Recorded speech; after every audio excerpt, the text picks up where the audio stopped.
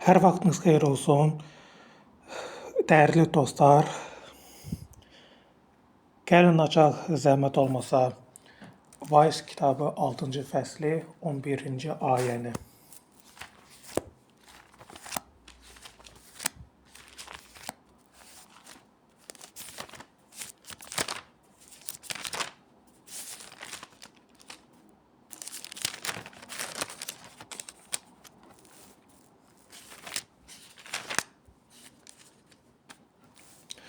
Sözün çoxluğu puçluğu çoxaldır. Bunun insana nə faydası var? 1-ci Korinfilər məktubu 8-ci fəsli gəlin açaq indi.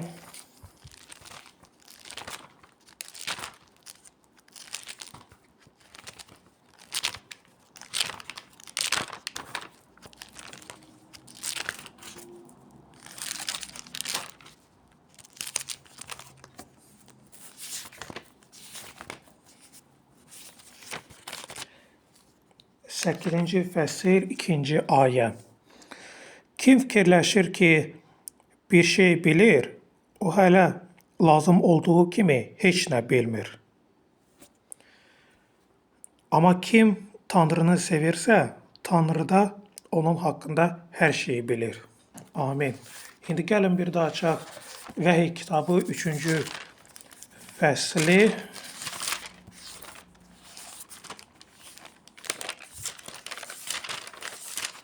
Vəhiy kitabı 3-cü fəsil 1-ci ayə 2-ci hissəsi.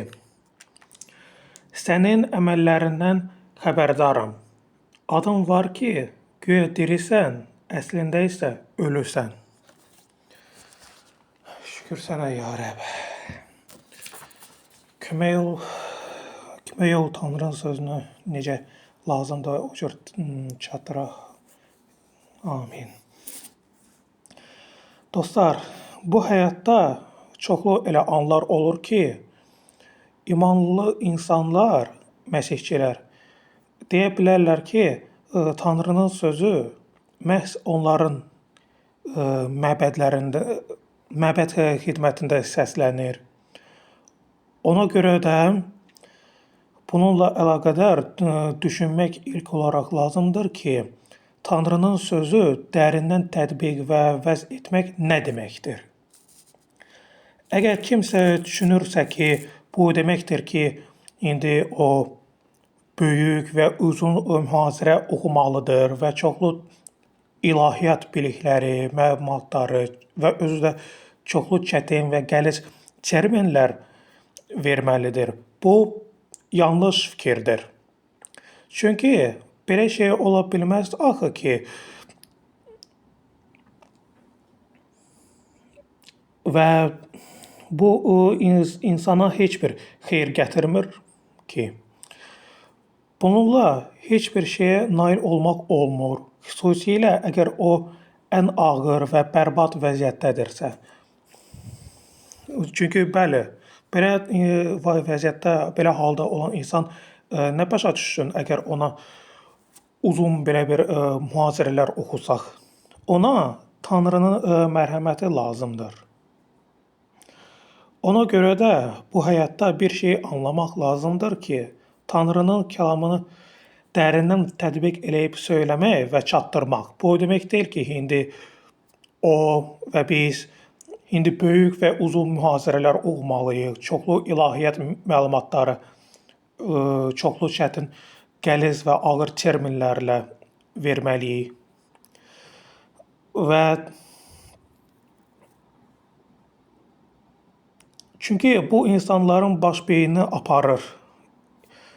İnsanın qulağı doğrudan da qulağı yoxdur bunu eşitməyə. Marağı itir və bəzən də olur ki, insan 3 saat bu uzun mühazirələri qulaq asaraq yuxuya gedib yatır.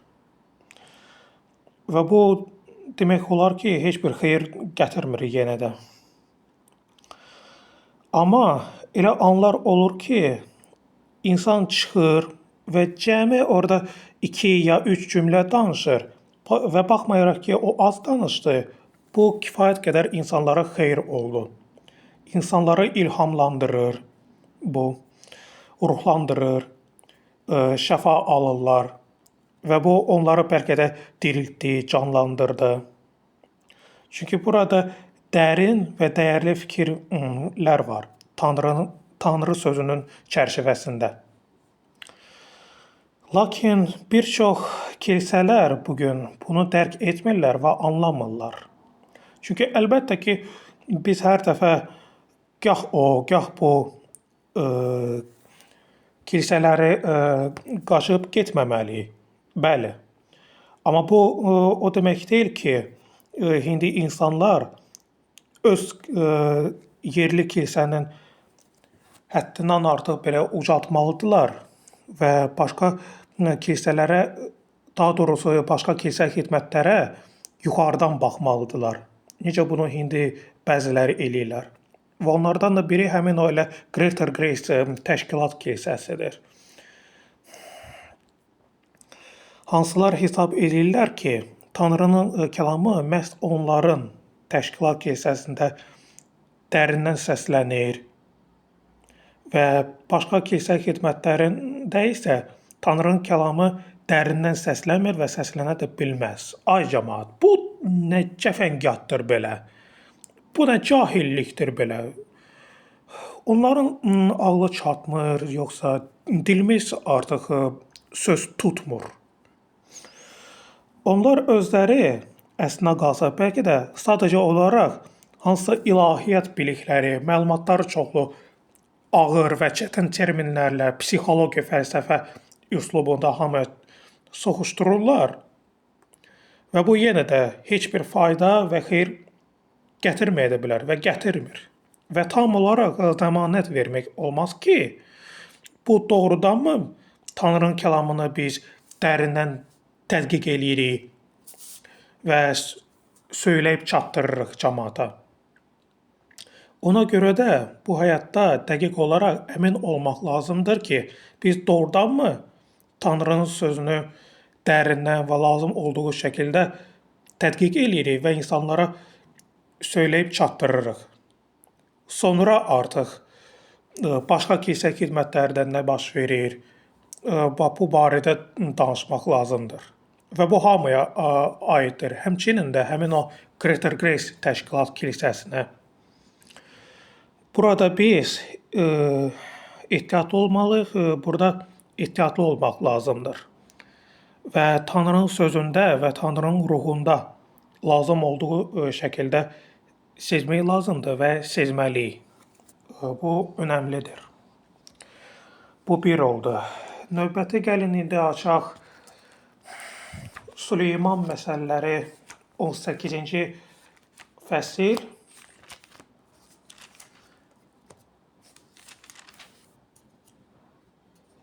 İkinci ayə. Axmaq dərakəni deyil, fikrini ortaya tökməyi sevir. Növbəti parça da Luka İncili, gəlin açaq 12-ci fəsli.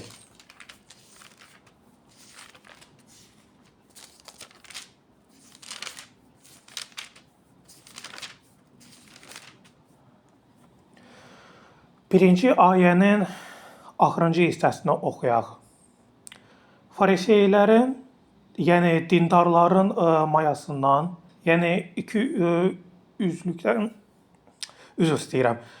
Fariseylərin mayasından, yəni ikiyüzlükdən özünüzü gözləyin.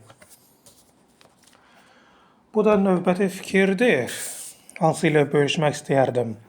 Bu həyatda həmçində eyni zamanda o qədər elə insanlar olur ki, hansılar başqaların və hamının qabağında həddindən artıq belə yaxşı, nümunəli, düz, ağıllı və zəkalı kimi göstərməyə çalışırlar və göstərirlər. Amma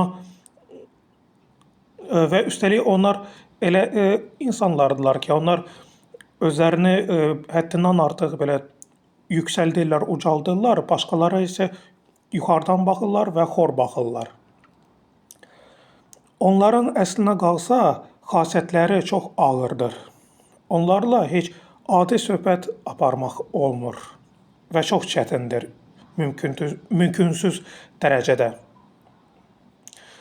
Onlar onu heç dinləmək də istəmirlər. Onlar elə məhz öz fikirlərini ona və hamıya soxuşdururlar. Halbuki onlar bu həyatda absolut olaraq heç belə günah işlətmirlər və nöqsanlar onlarda olmur. Onlar əslinə qalsa öz günahlarını və nöqsanlarını doğrudan da lazım olduğu şəkildə öz boyunlarına almırlar. Onlar əslinə qalsa məhz özləri üçün həmişə bəraət axtarırlar, onu yaxud başqasının günahını və nöqsanını qurdalayaraq və axtararaq.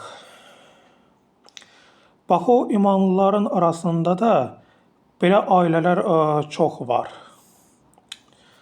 Arada bax, belə şeylər baş verə bilər. Bax, misal üçün, indi burada bir balaca nümunəli əhvalatı söyləmək istəyərdim. Necə bu imanlıların ailəsində bu baş verə bilər. Bax, misal üçün, bir ailədə iki qardaş var və fərqi eləmir artıq böyük ya kiçik qardaş. Amma misal üçün, bax, o ailə ki, harda o böyüyür, onun qardaşı var. Hansında bax, belə şeylər mövcuddur. Və onun da qardaşı onun günahlarını və nöqsanları qurdalayır. Və o bunu onun üçün edir ki, sonra özünə həddindən artıq belə, özü də hiylə və həyasız şəkildə bəraət qazandırsın. Və üstəlik də düz və haqlı göstərsin. Amma qoy o nə deyir desin, bu artıq onun üzündə görünür. Və bəlkə də onun haqqında bütün ömrü boyu o qədər pisləyib, alçadıb, təhqir edib və əksər hallarda heç nəyə görə. O onun haqqında o qədər pis şeylər və şər şeylər söylədi. Və o bütün ömrü boyu bir balaca şeylərə, səhvlərə görə onu həddindən artıq belə günahlandırırdı, elə təhqir edirdi, elə təqsirlandırırdı. Özü də o cür sübut göstərərək. Və o bunu hələ də həddindən artıq belə yenə də həyasız və hiylə şəkildə sübut etməyə çalışırdı. Bax, belə o onu bəlkə də bütün ömrü boyu qınamışdı və mühakimə edirdi. Və o bunu onun üçün edirdi ki, yenə də özünə həddindən artıq belə bəraət qazandırsın, həyasız və hiylə şəkildə və ancaq məhz özünə bəraət qazandırsın deyə və özünü hamının qabağında, başqalarının qabağında göstərmək üçün bunu edirdi.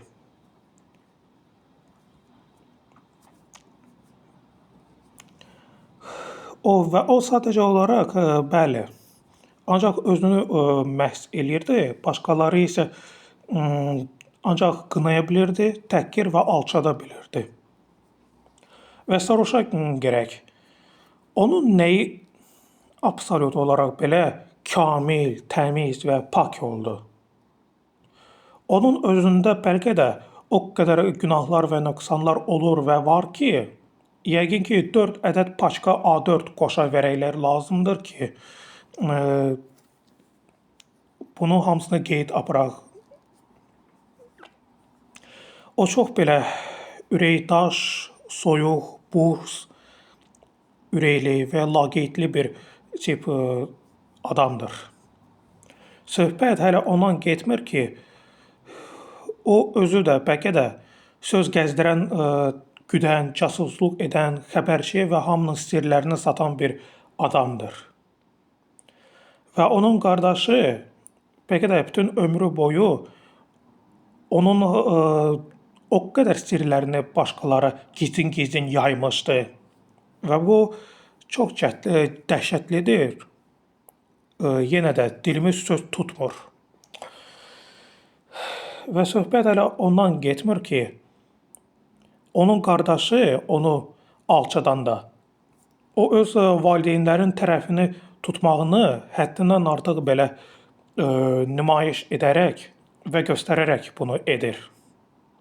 Daha demirlər ki, o özü də bəlkə də o qədər, daha doğrusu onun qardaşı o qədər valideynləri təhqir etmişdir, söymüşdür. Və özü də onun qabağında bunu edirdi. Və onları elə onun qabağında çox elə sərtdi və ağır şəkildə təhqir edirdi, elə söyürdü və elə alçaldırdı.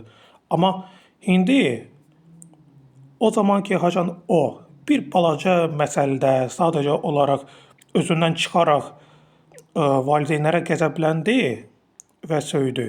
Onun qardaşı neynədi? Özündən çıxdı və onu elə bil ki, dar yolda qoydu. Çıxdı aradan, daha doğrusu.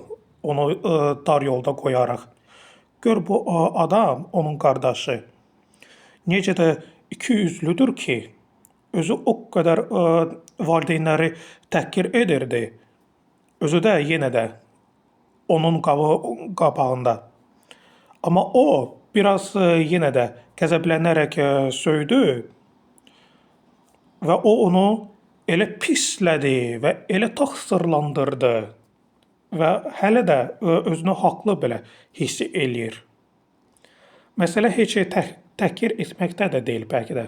Bu adam elə adamdır ki, o özünü həddindən artıq belə haqlı, düz çıxartmaq üçün o istənilən şeylər edəcək. Və daha nələr etməyəcək ki, özünə bəraət qazandırsın. Onun qardaşı ona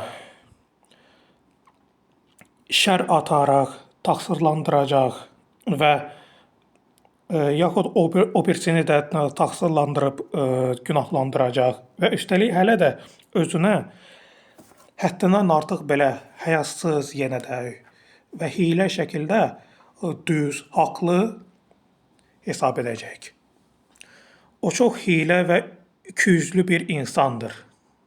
Bəlkə də o çox təhlükəli bir qatil və alçaq adamdır. Bu mühakimə deyil, əziz dostlar, amma bu belədir. Çünki əgər söhbət imanların ailəsindən gedirsə, imanların ailəsində belə əhvalatlar da ola bilər. Bəlkə də heç başqalarda bax belə və o cür dərəcədə olmur. Və bax belə insanların bəli, imanların, məsihçilərin ailələr belə şeylər, belə anlar çox olur və var. Belə ailələr imanlı məsihçilər arasında çoxdur. Bu həyatda ona görə də bax belə ikiyüzlülərdən ehtiyatlı olmaq lazımdır. Və biz bu həyatda yenə də Tanrının diri sözü ilə və Tanrının ruhu ilə və Tanrının hikməti ilə dolu olmaqda davam etməliyik ki, biz belələri doğrudan da lazım olduğu kimi seçməyi bacaraq və sezək. Onda bizim həyatımızda dostlar, hər şey normal olacaq. Amin. Şükür Rəbbə.